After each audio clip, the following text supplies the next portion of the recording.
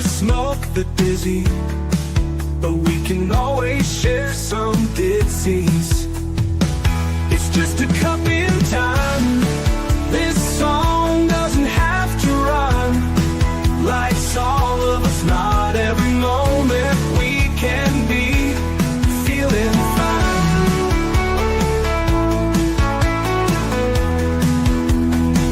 I wanna share a moment, just a second if you will, maybe even a cup of thrill. We could share this performance. It's tea time, come sit with me.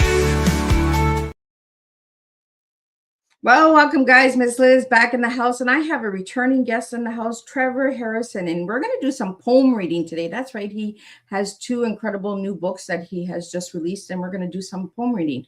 But before we get started, you guys know how Miss Liz works. Get over to Miss Liz's platforms, Spotify, Facebook, TikTok, YouTube, Instagram, all of those good platforms. Give those a like, follow, and subscribe, and pass these tea times along because they do make a difference for the guests and for people who resonate with these stories that come to tea time. So let's get started with disclaimer and then an intro, and then we're going to get Trevor in here and we're going to do some poem reading. So the disclaimer for Miss Liz's Tea Time live show. Miss Liz's Tea Time is a global platform dedicated to sharing real life stories, diverse perspectives, and meaningful conversations that inspire awareness, healing, and connection. I, Miss Liz, is going live using StreamYard. Before leaving a comment during the live broadcast, please grant StreamYard permission to display your name at StreamYard.com. Please be advised that all the content brought forward during any Tea Time show is presented in good faith. However, discussions may include opinions, beliefs, and perspectives that do not necessarily represent the views of Miss Liz or the Tea Time platform. Information shared by guests is based on their own experiences and is perceived to be accurate at the given time of airing. All guests, viewers, and participants are responsible for using their own good judgment when considering any action or decisions that may relate to these discussions. Some episodes may cover sensitive topics, including but not limited to trauma, abuse, grief, mental health, and other emotionally triggering subjects. Listeners' and viewers' discretion is strongly advised. Designed to offer insight, inspire awareness, and create connection. It is not a substitute for professional, medical, legal, or therapeutical advice. If you require any professional support, please seek assistance from qualified professionals or trusted resources in your area. If you have any questions regarding this disclaimer or the content of the discussion, you are welcome to contact me, aka Miss Liz, directly at my email at bookingmissliz@gmail.com or visit my link tree at Miss Liz's Tea Time. By choosing to participate in, comment on, or view these live shows, you acknowledge and accept this disclaimer. Your participation is entirely voluntary. I, Miss Liz, welcome you to join the conversation with an open heart, and if at any time you feel this platform is not right for you, I respect your wishes and decision and welcome you back whenever you are ready. Tea Time with Miss Liz is serving truth and awareness one cup at a time.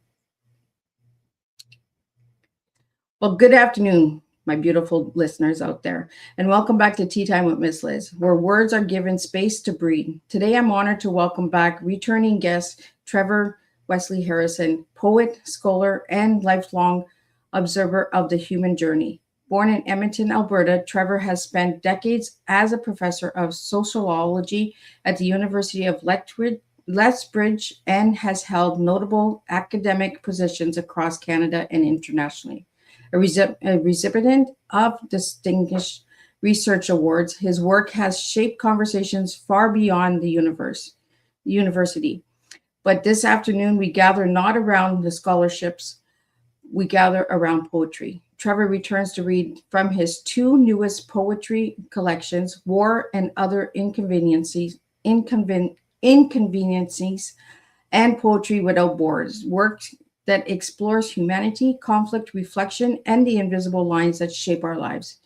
I want to welcome Trevor back to Tea Time, and we're grateful to share this space with you again. So let me get Trevor in here and let's spill some tea and get some poems out. Good afternoon, Liz. So nice to be back here again. I was really looking forward to it. I am so glad to have returning guests because then it means I'm doing something right. Exactly. So, Trevor, before we get into the poem reading, could you share a little bit with the guests who are first-time listeners today about who you are and who you were as a little guy and who you are now? Yeah, well, I grew up in Edmonton, Alberta. which is a fairly northern city in Alberta, the capital of the province, actually. After that, I traveled a fair amount when I was younger, and eventually went to university where I got a doctorate in sociology, specializing really in political sociology. And so I've written a lot of books actually in kind of academic ways on culture, politics, economics, and whatnot. But along the way, I also traveled a fair amount, and so some of the works have also come out of that. I retired not quite 3 years ago now. I still occasionally will do some academic work, conversations, presentations, but I've opened up kind of a second career here, or gone back to something that was kind of interesting when I was younger, and that was doing a lot of creative writing. So last year I brought out a book of kind of memoirs, stories, Elysian Fields, and so this year I brought out these couple of poetry books. And poetry was something I had begun to write, as many people do, in my teens. Thankfully, I'm not going to read any of those poems to your listeners because they were really bad. And I hope these ones are at least a little bit better. But it's an interesting part of my own personal journey to then migrate from being a professional academic to now working on doing creative writing. And as I said, particularly these two new books of poetry, both of which they're a little bit different, which is why I separated them into two books. The first book is, and I'll just read actually from the introduction, saying that a warning to the reader, these poems bend toward the dark and somber. I'm not opposed to joy, but I would rather walk in the truthful dark than in the false light. And that kind of goes along with how you introduced your show, Liz.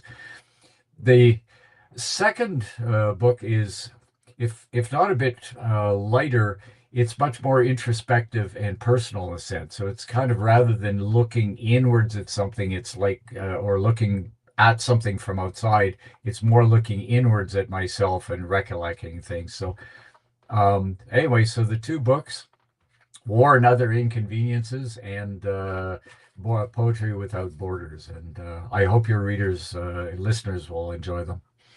So, Trevor, out of the two books, which one did you enjoy writing more?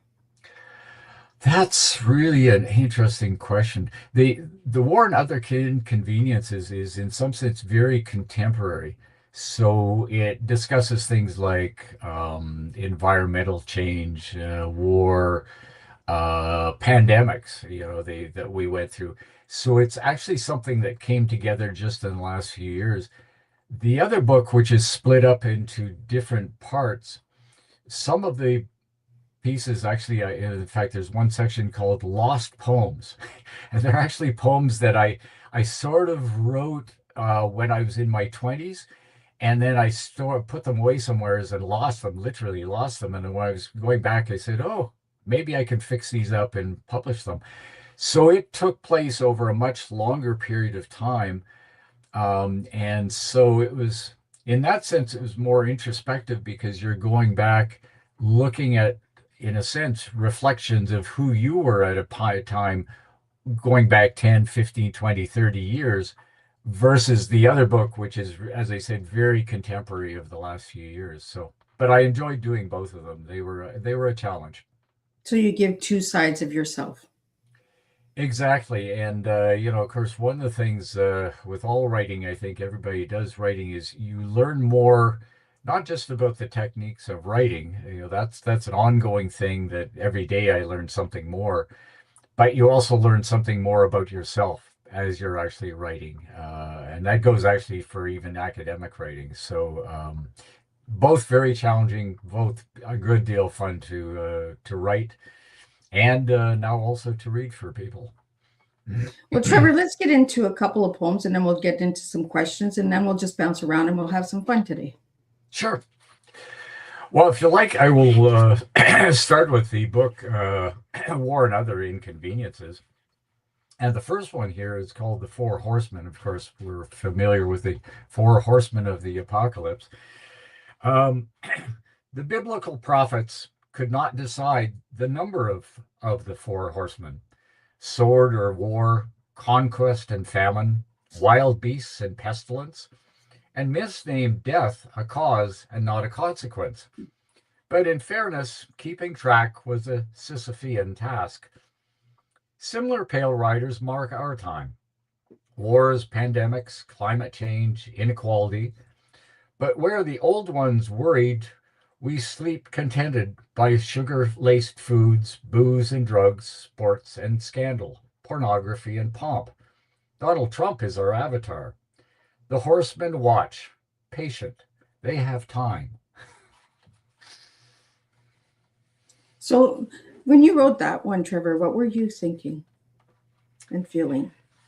Yeah, I was kind of thinking of just the huge weight of things that are actually every day you go on you check out your iPad, what's the story of the day, and what was horrible yesterday is now replaced by something else.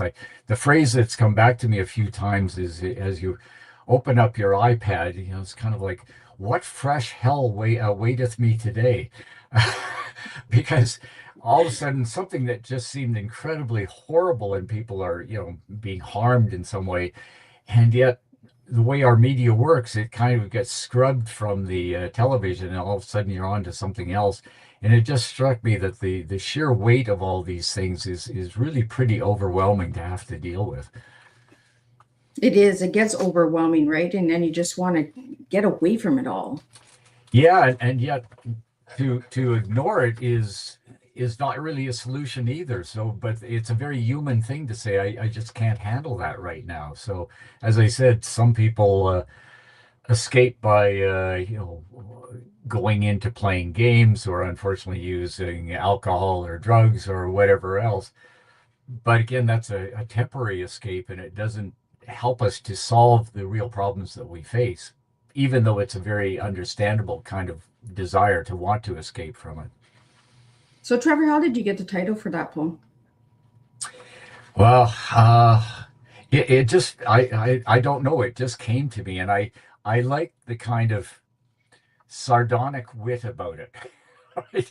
War, which is pretty bad, and other inconveniences like, oh, that was really bad that there's a war going on, but I can go on to watch my latest soap opera or something. I don't know. The title just came to me, and I like the illusion of it just being a kind of wry sense of humor to it. I like the real rawness of it. Yeah. Poetry, that's what it does. It opens up the rawness Hmm. of our deeper insides. I know when Yeah. I write my poetry, it's the deeper inside that I'm scared to show people sometimes. Hmm. Uh, so, just expressing words and that. How does poetry allow you to express what sociology cannot, Trevor? Yeah, one of the things I mentioned actually in the introduction is, as an academic, to some extent, you're expected to be somewhat dispassionate and to be objective, and just so you're kind of analyzing things as though you were a specialist looking at bugs or something, and you just kind of analyze this bug in this dish in front of you. Um, but one of the things about writing poetry or doing creative writing of other sorts is that you're allowed to use, for example, just adjectives. You can allow your emotional response to things out that as an academic you're quite often dissuaded from actually doing. So I think that's why I enjoy, in now my retirement, being able to give vent to this other side of myself, which is not dispassionate, but is in fact very much personally involved in whatever is happening. Well, let's jump into the second poem. Yeah, this one, again, this has a certain wry sense of humor to it. This one actually ended up being published in, we have a magazine in Alberta called Alberta Views. And so this was published actually a year and a half, 2 years ago now. It's called A Pretty Good Planet. And again, there's a sardonic kind of humor to this one. Everyone agreed that, on the whole, it had been a pretty damn good planet.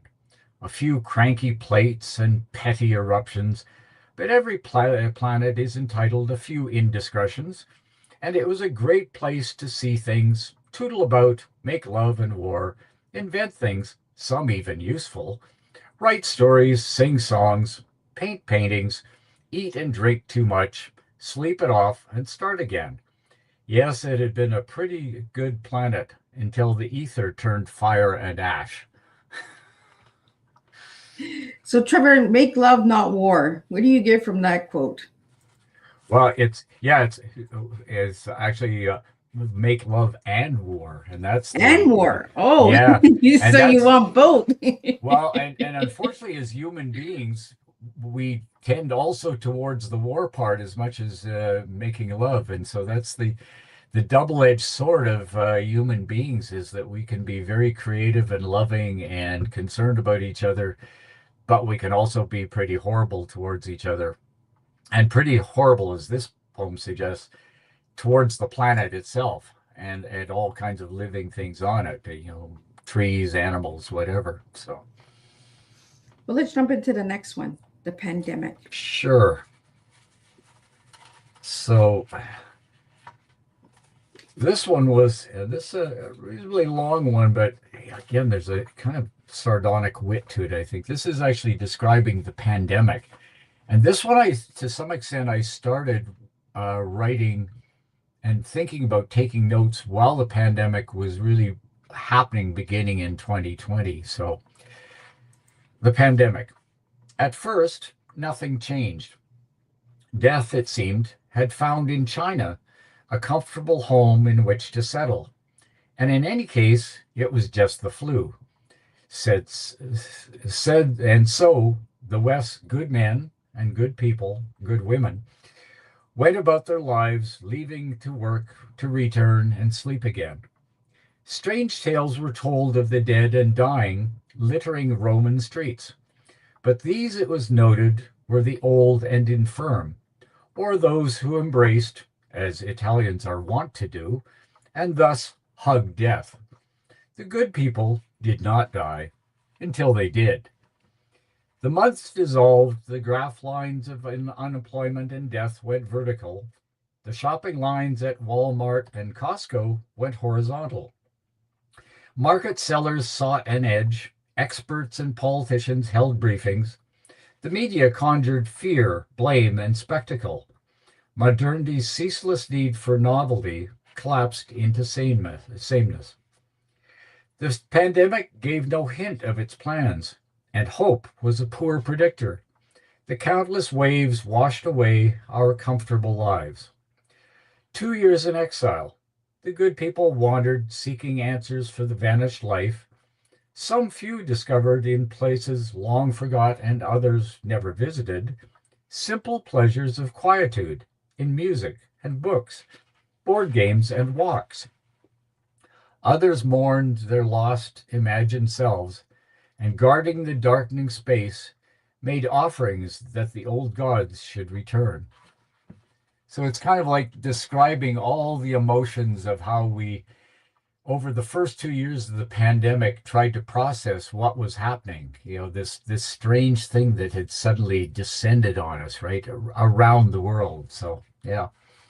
Well, it was like this dark cloud of, like you called the hug death, right? Yeah. We didn't know what was coming. And that's what's so phenomenally was scary about it. It was like this thing that's unseen, and we don't quite have a handle of how did it start. And you could see people starting to blame others for it, or saying that some mischievous scientist someplace had created this thing, and it just went on from there as fear and despair and anger kind of gripped people over those couple of years until eventually we got the injections, that were able to start to deal with it, and things settled down. But the first 2 years was genuinely scary for a lot of people. Trevor, you weren't retired yet when the pandemic hit, correct? No. But it was an interesting time because what it meant was we had to change everything around in terms of teaching. So all of a sudden, instead of having person-to-person meetings with people and teaching in large classrooms, we suddenly had to start Zooming. and that required a whole change of your teaching style, of the technology around it, getting students up to speed on how we were going to do this, changing how you would mark and grade and everything. So yeah, I was very much involved with this for the first 2 years and really into the third year of it. And since the pandemic, how have you seen the education systems change? Yeah, well, there's a few things happened. One, because a lot of people started to work at home in all kinds of occupations, in public services and everything else, that actually kind of continued in academia, so that, once people get used to doing things a certain way, it's hard to change it again. The fact was, a lot of us were already starting to work a lot at home anyway. You have your computer in your office or whatever. That just kind of accelerated things. And then the other thing was, because of the new technologies and online learning, these things were happening and maybe going to happen anyway, but it speeded up that whole process. And also for a lot of students, I think they also came to like the convenience and the ease of staying in their residence and taking lots of classes. So it the changes in some sense were permanent or semi-permanent, brought about by the pandemic, for sure. Absolutely. And we need to keep talking about it because it did change and affect many of our lives. Yeah. Do you feel that a lot of books were written during that time, Trevor? Uh, I can't say for sure. I suspect there's a lot of people continue to write, but of course that also changes because we're seeing a move away from paper books to online digital books now. And again, all of this kind of accentuated the changes that were going on there. One interesting thing I think we will continue to see, and I have to say actually that this one pandemic, this was only the last of about 5 we've had, going back about 25 years. I mean, there was SARS, there was a whole bunch of them. So this was not the last one. We're going to see more, but maybe, as scientists tell us, we will have learned some lessons about how to deal with the next ones. But there will be other pandemics will hit. Yeah. So, but in terms of publishing, I think one of the things I'm expecting is we're going to see books coming out about the pandemic, maybe for the next 10 years still. Like, there's not been yet, as far as I know, a really conclusive book that talks about all the aspects of what happened around the world or in specific countries or happened to specific classes of people or whatever. That story remains to be told. And it's also a story that remains to be told among literary writers. I mean, imagine now that you're going to write a story that is taking place in 2025 of some family growing up during this past few years. Well, to be really accurate at all, you're going to have to say something probably about how this pandemic affected that family. So it's also going to change, I think, literary works around this as well. Yeah, I hope there's a good book that comes out about it soon. Like all the statistics, the correct statistics, not the Yeah. misinformation, right? Yeah. Give us some truth. Give us some good stuff. Yeah. So let's jump in. Let's jump into the next poem, Trevor, called "This Age."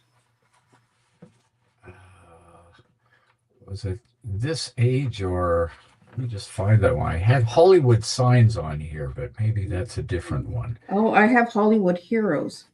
Hollywood, that's it. Hollywood here. Oh, where is that one? Hollywood Heroes. Yes, there it is. 55. I just need to find that page. I thought I was prepared. Okay, Hollywood Heroes. This one actually rhymes. Some of my poems don't, but this one actually does. Stuart went to Washington. Fonda stood alone. Cooper faced a gang of thugs to save a cowboy town. Hollywood's brave heroes stand against the throng, risking death to fight the fight against a mighty wrong. But history tells us differently, romantic lies aside. When courage comes a calling, lone wolves run and hide. I like that one because it rhymes. And I'm like you, some of my poems don't rhyme either. Yeah. And everyone's like, that's not poetry if it doesn't rhyme. It Yeah. is poetry. It's your words on paper. Yeah, and But I move back and forth between them. I also I haven't done it recently, but over the years I've also written little haiku poems, which is a different kind of style altogether. Again, it's kind of free verse, but it's different. Yeah, I could appreciate all types, but this particular poem came together in about 24 to 48 hours. All I needed to do was think back on all kinds of Hollywood movies over the years and how there's this one individual who stands up against everybody and says, "We're going to do this," right?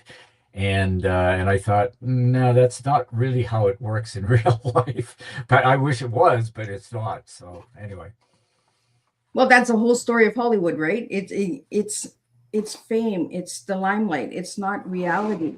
And a lot of yeah. people look at Hollywood as reality, and it's not. And I think that's where we lose the perception of every day. Yeah, and sometimes it's just pure entertainment, but there's kind of messages in there that a lot of people buy into that again can be profoundly false, and they take us in directions and believe it's kind of like we do believe that somebody like Jimmy Stewart is going to suddenly appear and going to rescue the town. Well, no, if we're going to rescue the town, that means everybody in the town needs to do the rescuing, not just waiting for one person to do it. So Hollywood sometimes in their messaging does actually take us away from the real solutions that we have to face. I always tell that to my kids. Watch what the Hollywood is telling you and then question it because it's not facts. Yeah, yeah. Yeah, So there's it's been a real proliferation. I'm not, as a sociologist, I should actually look into this more, but it strikes me that there's an awful lot of movies and TV things over the last few years that are, again, with superheroes. These are people with extraordinary powers that somehow are going to come down and do something. But most of the big and important changes that have happened in the world have come about from fairly ordinary people, yeah. but who have had an idea and gone about with courage changing something, not waiting for a superhero to come with these extraordinary powers. And yet Hollywood keeps pumping out endless movies of this sort. So it is an interesting phenomenon. Well, it makes me question, is there a species that we don't know about that is superheroes, like superpowers that walk among us that we're not paying attention to? Yeah, and perhaps some of them are even poets. Yep. Right? Well, let's get into the next one, Trevor. Sure, and this is the last one of this book, but this one again is there's a couple of poems in here very much Canadian centered. I am a Canadian after all, so this one is called Canada's Border, and of course we've faced some real pronounced threats over the last year or so. So this one, Canada's Border. We have been long lulled by paeans of friendship, by slogans mellifluous of sharing an undefended border, of being, quote, neighbors, friends, and partners, forgetting that we are who we are because we resisted the empire's entities to one day agree to be dissolved. And I think again speaks for itself, but it's very much kind of the place that Canada's in. I think in the last year or so. So, what the poems that you've written, Trevor, what doors do you hope to open up? Which ones do I hope to which? To open up. When people read the poetry, what feel do you want them to get from them? I think, as with any of my writing, but I hope they will concentrate on what is said in the poem itself and come away with it thoughtfully about it. Okay, what is the writer saying here? Is there something out of this that I can go away with that, if it doesn't provide a solution, and I'm somewhat skeptical of just instant solutions, but it makes me think about things differently. So, for example, the poem about the pandemic, to think about how it progressed and how, in some cases, we didn't respond to it very well. So think about how could we have responded better. The same with this poem, to think about what is Canada? how do we define Canada in the 21st century? Uh, because frankly, over many, many decades, many Canadians have said, well, we're a separate country, but we're really not very different from Americans, right? And I think that a lot of Canadians now in the last year have had to struggle with redefining who we are as Canadians, trying to find that kernel of something that says that, yeah, we share some similarities, especially if you're outside of Quebec, a language for the most part, Yeah. but there's differences as well. And so readers of any of these poems, I think, will come away, I hope, thinking about what has been stimulated to think about things in a different way. That would be my hope. Well, Trevor, do you want to hold up the book so people can see the book that you've been reading from?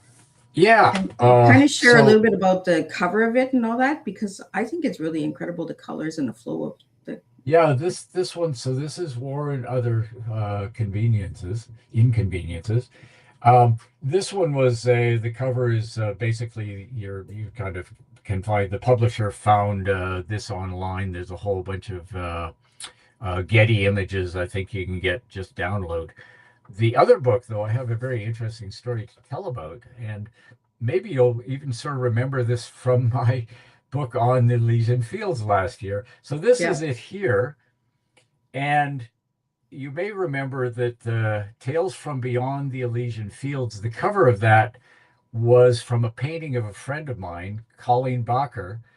And so I was putting this book together just thematically. I wanted a picture that kind of looked out on a horizon again. And I thought, I wonder if Colleen again has a painting that I could use here. So and this was it. I said that is absolutely perfectly, because some of the poems are about travel, but it's kind of like you're sitting at a chair in a desert. Maybe this is the Mediterranean. Maybe it's looking out on the Aegean. Uh, and and of course, actually, a number of the poems are about Greece, which I absolutely love. So Colleen came up with it. I loved the cover. And so, yeah, Poetry Without Borders, and there it is, this particular book. I like that one because it reminds me of sitting on a patio with a little Yeah, table, just yeah. looking out at the water. Well, the only thing missing in this picture, I would suggest, is a nice glass of red wine. And do you have a favorite red wine, Trevor? The last few years, I sort of went from Europe down to South America, Argentina, Chile, and everything. But a few years back, I actually discovered Portuguese wines.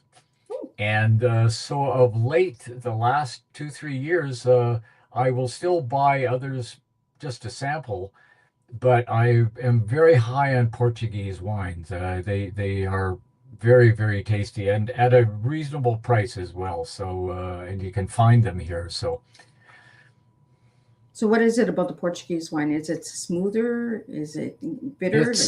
it's it's not overly bitter, but it's not so smooth that you can't sort of taste a little bit of tannins in it. Oh, But it goes down very, very well.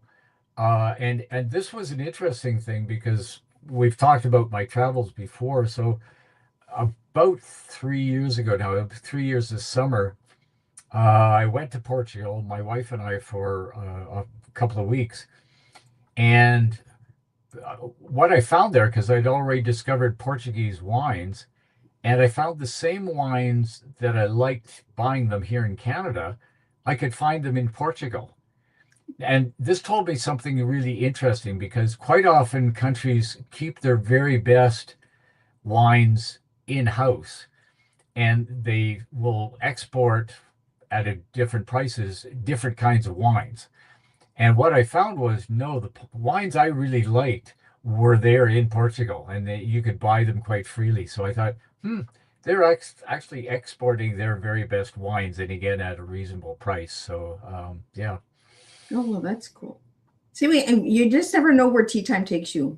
We do poems, we do wine, we do pandemic, we do it all here. And that's what I love about these shows. I'm quite fine with kind of going down rabbit holes or whatever. I like rabbit holes. Miss Liz is a rabbit hole girl. So let's get into the second book, Trevor, and let's get some of those poems out. Sure. So I've kind of I've got them actually numbered here. So let me find where did I start with this one? Oh, there's one. There's number one. Okay. This one is called The Century, and this is actually one of the poems that I had sort of sketched out, probably going back 35, 40 years. And I looked at it again and said, oh, with a little bit of reworking, I think this one works. So anyway, The Century. And this one rhymes again. In deepest dark he stands, beneath the musket sky. The silent streets, no far-off cry to flinch his stony hands.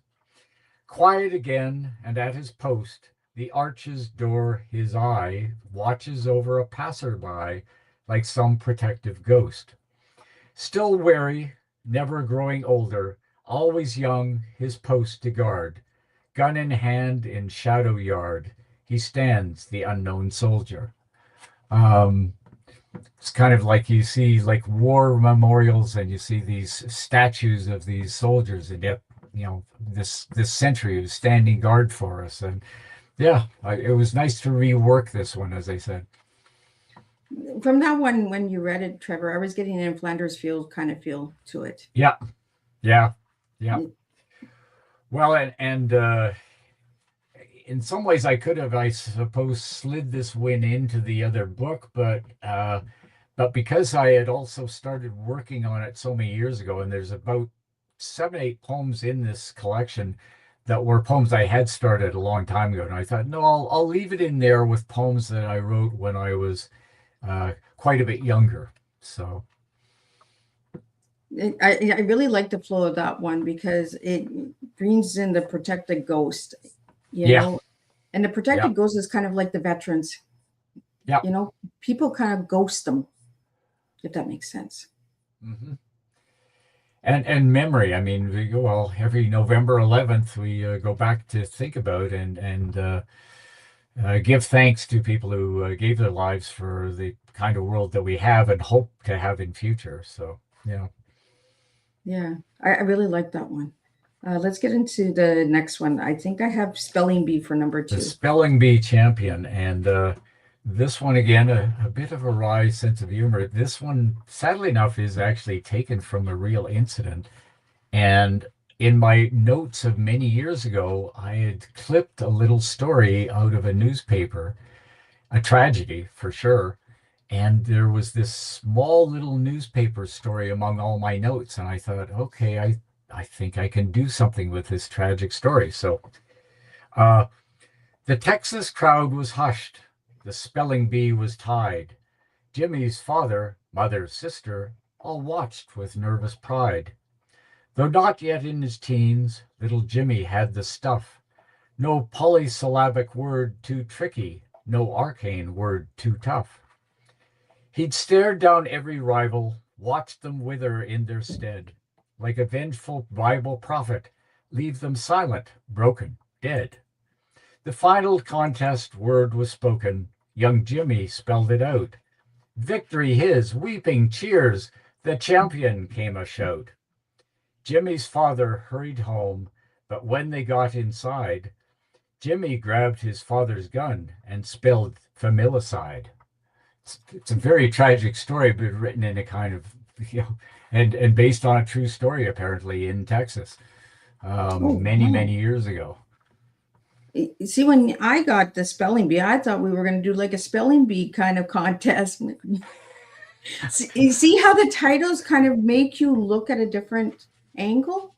Yeah. So, I mean, as I said, this tragic story of this young man who is celebrated for this, and yet who knows, because you can read inside it, what pressures did he face? What was going on in the family that all of a sudden what should be a moment of celebration ends up in a horrific incident. Yeah, and sometimes I think poems stick with you and stay with you when they actually have that kind of double edge to them. Like you're suddenly, all of a sudden, how you understood the poem suddenly is flipped around in a different kind of way to think about it, right? So yeah. Well, it's kind of short and sweet, right? So it's easy. It's easier to remember. Yeah, yeah, yeah. Let's get into the next one. Okay. Now this one again rhymes, and I guess if there's a difference between the other book and this, there's more poems in this one that actually do rhyme. I was in Victoria this past spring. I went out to visit some good friends out there for just a few days. And as I was walking by the marina, I saw this boat, and the name of the boat was Poem. And maybe someone, if they're listening from Victoria, will say, hey, I recognize that boat. Anyway, so I wrote this poem about Poem. The stout wooden ship snuggled in its home, gently rolled against the wharf, tethered not to roam. I asked, what is your chosen name? It said, I am the Poem, an elegy for restless sailors anchored safe at home. Oh, I like that one. It's got a nice flow, just like on the boat. Yeah, The flow it's on the very kind boat. of rhythmic. And again, this one I probably wrote in one day. I'm walking along the wharf and I see this boat and I thought, what a great name. And then it just came to me. It's funny how poems sometimes write themselves. So, Who knows? Maybe the owner of the poem is listening to Tea Time. hey, if they are and they want to contact me, I'll send them a free copy of the book. Let's get on to the next one, Trevor. Sure. So I'll find let's see. I think the next one I have here is, this is the one about Anthony Bourdain.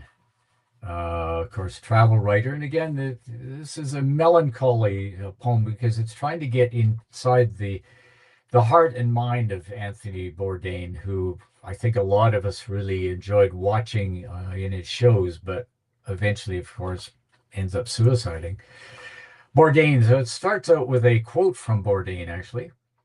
To sit alone or with a few friends, half drunk under a full moon, you just understand how lucky you are. It's a story you can't tell. It's a story you almost by definition can't share. I've learned in real time to look at those things and realize I just had a really good moment. And apparently this was a quote from his last interview. So here's the poem. Hanoi to Hong Kong, Barcelona to Berlin. The long road stretched forever, but not home. He told others' tales, but not his own. No subterranean city depths ran so silent deep as the demon fears and loneliness that stalked his wake and sleep. No fine cuisine of lobster crepe or coq au vin or slow-baked sole could satiate or give escape or fill the gaping hole.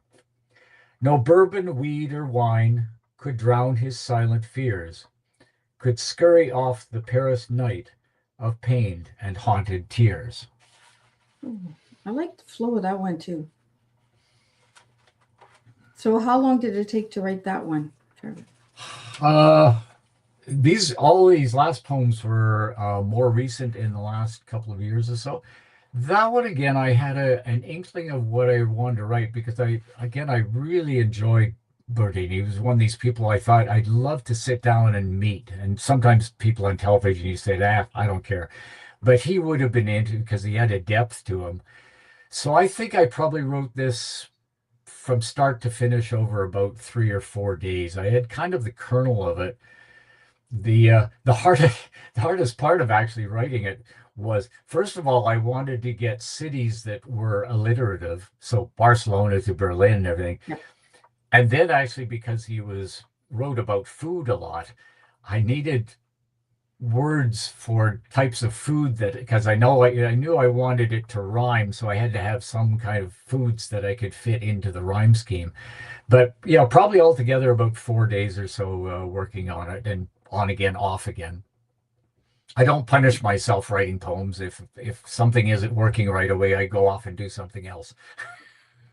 Well, I like that you mentioned that you would like to talk to him, and meet him, because there are certain people I'd like to sit and have a conversation with too, and just kind of pick their brains and understand why they do what they do.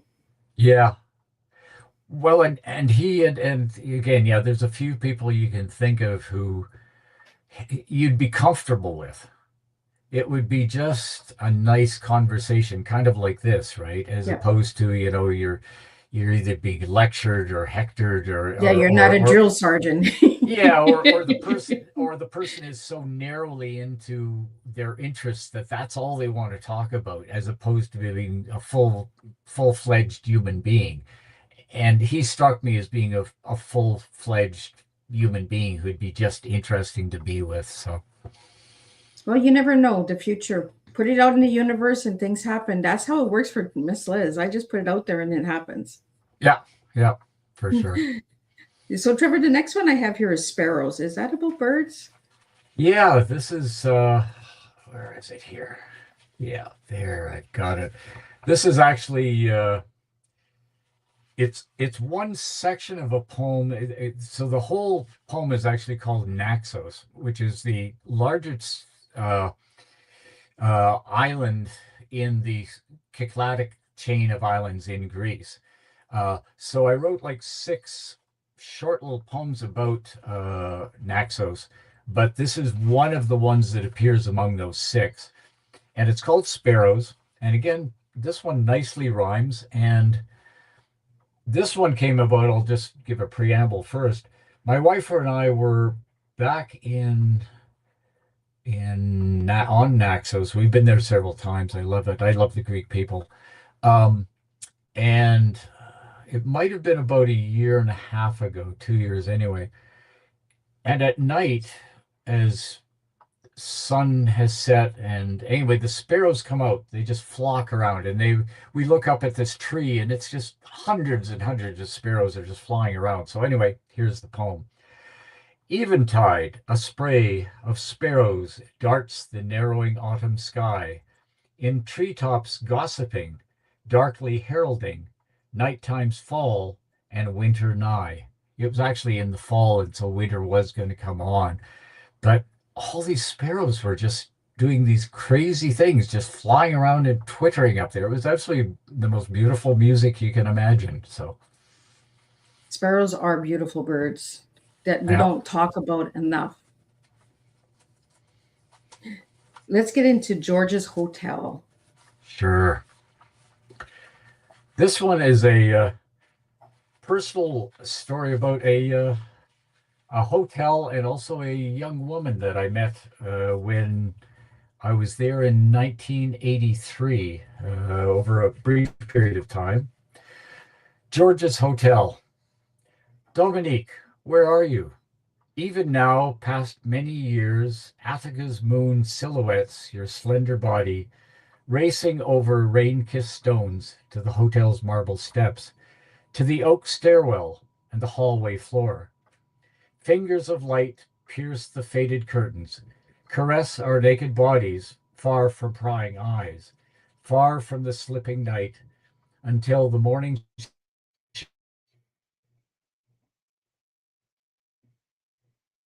ship took you to what was the sterile offices of brokers and lawyers. All was gone, as were you. So I initially met Dominique in 1983, but I was back in Athens. I've been there several times, but I went looking for this hotel when I was back in 2017, and I found the address. I found the street. That was easy enough. No George's Hotel. So everything's been changed. So anyway, only a reminisce, only something in my memory banks. So, Trevor, you've never met this person again? No, no, it's like, uh, and as you get older, at least for me, you sometimes think back on people you met. It might have been transitory, or in some cases, maybe you knew them for a longer period of time, and they just suddenly disappear, and you get to thinking about, I wish I could go back, or I wish I could just meet those people again. as an update or a reminder of the memory or something. You'd like to go back to that. So yeah. Yeah, and like where have they gone? What has Yep. happened? If they got married, if they had kids, all of Yep. that good stuff, right? You hope it was a good life afterwards, but it's kind of out there. You just will never know. So all you can do is think about it. Yeah. Absolutely. So, Trevor, let's get into the last one. It's called December. Yeah. December. I didn't realize how many here actually rhymed in this particular book until just now. December. Wintry trees against the sky, branches barren, background gray, magpies mocking, seagulls squawking, mourn the old, the dying day. Yet born beneath the winter's ground, small shoots of growth unseen, hiding till the next year's crowned in garlands red and green. There is a lot of rhyming in this one, eh? Yeah, yeah. And maybe besides, as I said, it's kind of introspective, but I think that was the other thing that was a bit different in this book of poetry was that there was a preponderance more of rhythm and rhyme as opposed to in the other book, which was more free verse and unrhymed. Yeah. I like the flow of both books. And Thank you. Thank you. and I think poetry is coming back. I'm seeing a lot more poetry. Is this the first time that you've read your poetry online, Trevor? I've had occasion just in the last little while because of these books that I have read some of them. This is the most extensive, and I thank you for that. It's really nice to be able to cover such a range of poems from both books. Um, but otherwise, yeah, it's been a really interesting experience, and I hope to keep doing it more, as well as doing some live readings over the next little while in front of audiences as well. So, Trevor, we had a question that came in, and it says, "In war and other inconveniences, how do you balance gravity with humanity?" Yeah, the as I said, my at the beginning, the introduction, I emphasized the need for actual truth, or truth as the writer sees it, at least, and not shying away from things. That as hard as sometimes things are, uh, to face up to that, but also to try to find the humanity within it. So even when there are some dark moments, how do we get through that to touch the essential heart of humanity, right? And I think that's the key thing. You need to be, first of all, it seems to me, alerted to the fact that there's something wrong and dark and dangerous and awful here, but you need to struggle through that rather than ignore it. Goes back to one of the earlier poems I read, and search for that heart of humanity that is there in order to try to make a better world. So I don't think that gravity and humanity, or the heart of it, is necessarily separate. Well, Trevor, before we wrap up, I want to get into your tea, and the tea that you gave me was travel, writing, and creativity. Why those three words? Yeah, I think they fit me really well. The I sort of wrote about this actually in my book last year, Beyond the Elysian Fields, that when I was my late teens, I sort of already knew what I wanted to do. It's just that I didn't have the capabilities to do it. I just had this dream, right? I like the idea of travel. I like the idea of writing and expressing myself in all kinds of ways. And so the three things for me come together. I find travel is actually a place that stimulates me to think about the world differently and to think about people too. I love people's stories and I love to listen to those stories. That's why I think Bourdain and I would have actually had wonderful conversations because I do like people's stories, but everybody has their own story. And to meet them on their own ground in some other place, and then come out of that and say, hey, I've got to, as best I can, record what their story was So if they can't speak for themselves, I can hope to speak for them to other people so they get to know them. And that to me is really the essence of the kind of writing and travel I like to do. So, Trevor, one word the world needs more of today. Uh, Connection, understanding. Uh, Again, that's why I think I emphasize the importance of travel. That unfortunately now a lot of people are afraid of travel. They get kind of locked into their neighborhoods or their, isolated communities. I think if people traveled more and got to recognize and know and connect with people on a human level, that many of the troubles we have might go a ways towards being solved. One thing when you actually meet people on an equal level and you recognize that essentially they share human qualities with us, it becomes much more difficult for nefarious individuals, politicians or otherwise, to scare you and convince you that the other people out there are somehow different, right? That they're dangerous. And the only way to escape that is to actually go out and get to know them, to meet them in some fashion. So that's again why I'm such a proponent of travel, but also reading about other people as well. Well, and that's why I enjoy having a global platform, because then I get to see the different cultures and Yeah, perspectives of the world, right? Not just yeah. one perspective of Canadian outlook on life. You get to see all across the globe. Well, if there's one thing I said before about Canadians rediscovering who Canadians are, who it is that makes us different, Canadians actually are really good travelers, always have been. We actually have a really high proportion of people who have passports, which is not necessarily the case in a lot of other countries. And it's almost like a rite of passage at 18 Canadians want to get a passport. And the idea of going out there to travel, maybe as a tourist, maybe because you want to trade, you want to do business, whatever. But Canadians historically have been really good at that. And I think it is a marked part of our identity that we feel that we can be part of a global community. So, Trevor, do you have any new books coming out in 2026 besides these two poetry books? Yeah, actually, I have another book coming out, and it's more of an academic one in some ways. It's called Safarnameh, and which is actually a Urdu or Farsi word for journey. And it's a book about my travels across along the so-called hippie trail back in the late 1970s, just before the Iranian Revolution, actually. And it's an interesting blend. It's taken a long time to get it right, but it's supposed to be out probably in March or maybe April with Athabasca University Press.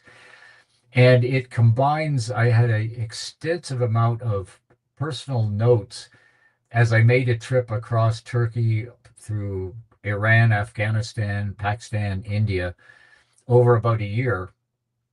So I've got my personal notes, but as an academic, it also has a lot of detail about what was happening in those countries and kind of historically and politically, so people have a sense of the places I went through. So it's kind of a blend of academia and personal recollections of this time, and what I went through and the experiences, much of which I have to say actually probably again influenced my career afterwards as an academic. I mean, traveling through those countries because I had not yet been to university.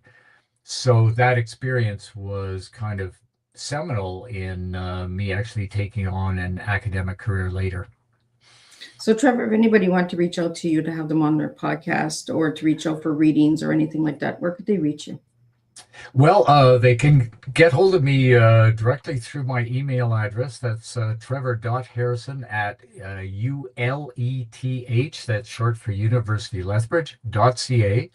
You can find me also on Facebook. And as you know, Liz, I also have a publicity agent, Mickey Mickelson, who has been booking any number of these wonderful conversations. And so people can get hold of me. And I love to talk to readers, listeners, people just want to talk to me about anything, I'm willing to meet with fans and people in the audience. Well, thank you so much. I'm just going to do a wrap up of what today's tea time was, and then I will let you get back to your writing and all that good stuff. But I want to just, Trevor, thank you for sharing your words with us today. What poetry reminds us in this borders and are not only drawn on maps, and wars are not always fought loudly. Sometimes they live quietly within us. To everyone listening, I invite you to reflect. What inner borders are you ready to cross? What life inconveniences has shaped you into who you are becoming? Your story, like poetry, deserves space. Until next time, keep honoring your voice and the truth it carries. And I'll see everybody at 7 p.m. with the second tea time, and we'll do some house flipping tonight.